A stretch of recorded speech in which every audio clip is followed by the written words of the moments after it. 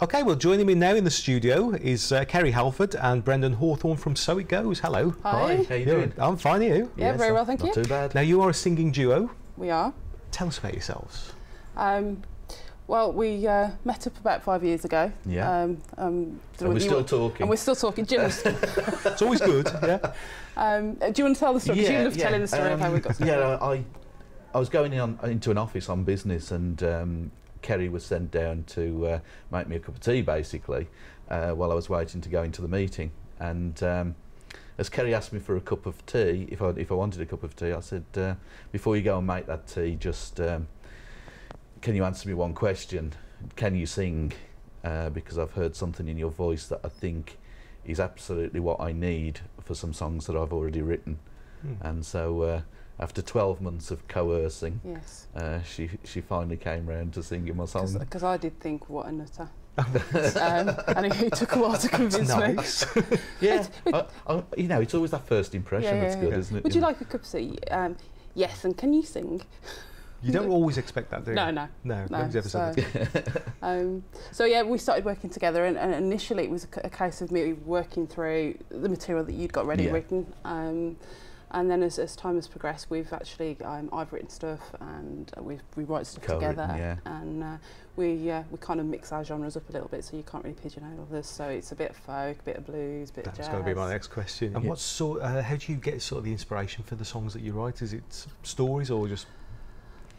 It's an interesting question. I think for me, I tend to write from my emotions more so than sort of a storytelling.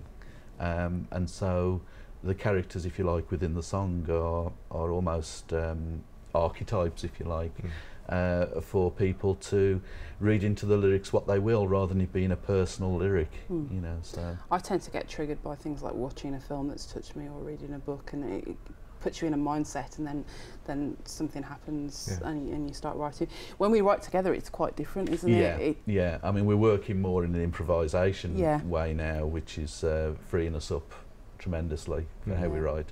And interestingly, because I'm kind of like come from a musical background, whereas obviously Brendan's a professional writer, you would expect it to be Brendan to do all the lyrics and me the music, and it doesn't actually work like that. Sometimes it's me that does the lyrics and Brendan comes up with the music, and sometimes it's a combination of things. You both got sort of different paths to how you've got here.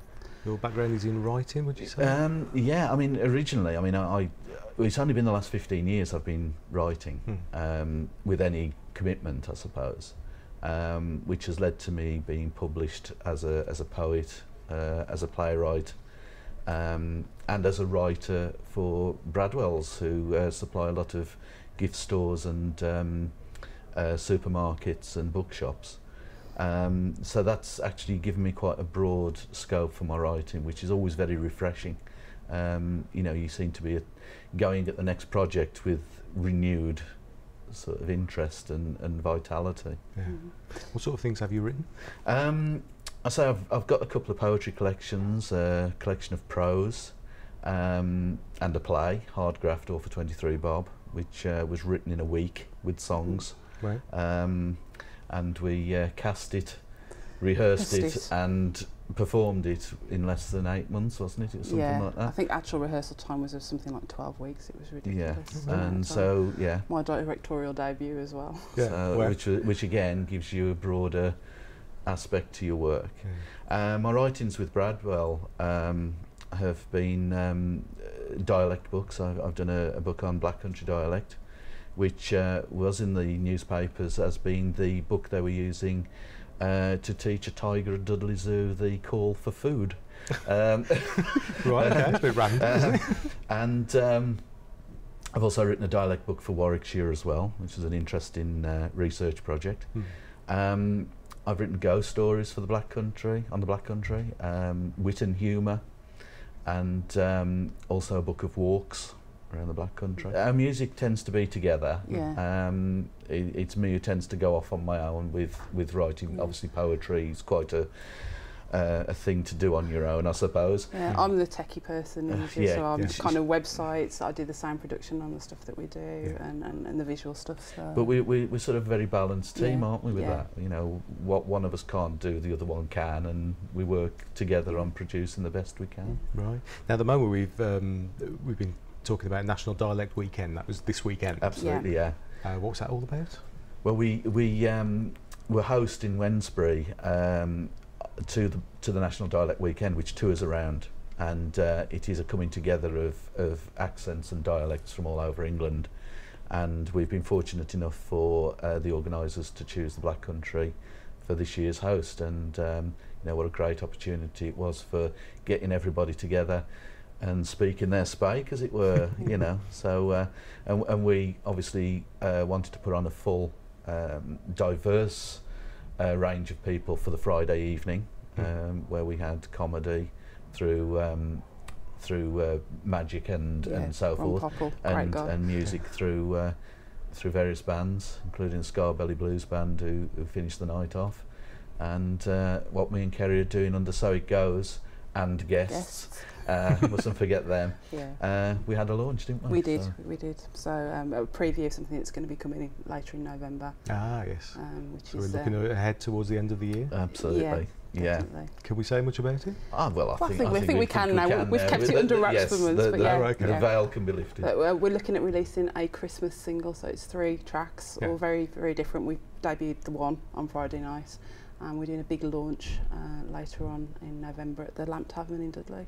Oh, wonderful. So, we'll be inviting people out to come and see that.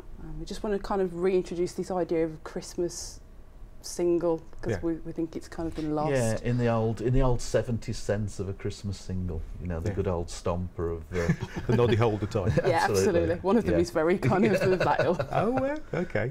Well, you have to let us know how you get on with that. We will. Maybe we can play it on the will. station. Yeah, great. So, apart from that, what else is coming up for you? Well, we're moving on to our second CD, aren't we? Yes. We had our first CD was released. It was about 2 years ago. Yeah, 2 years, 2013. Called Because, and it contains 10 tracks, which at that time was as broad as we could write, wasn't it? I mean, they were mainly my songs, weren't they? There's one co-written, and that was the initial batch of songs that I'd written and wanted Kerry to come in and obviously work on with me.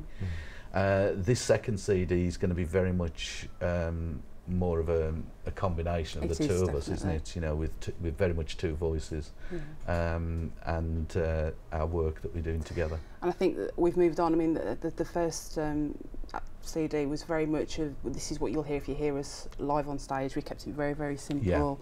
I think we've even on stage now, we've broadened out. We've introduced a lot more instruments. We play multiple instruments, so we're kind of jumping around with that. And I think the actual style's very different now, isn't it? And as we've got more comfortable with each other as well, it's developed into a... So it all evolves, yeah. I mean, we're very much still in the vein of wanting to produce something on CD that we can produce live. Absolutely.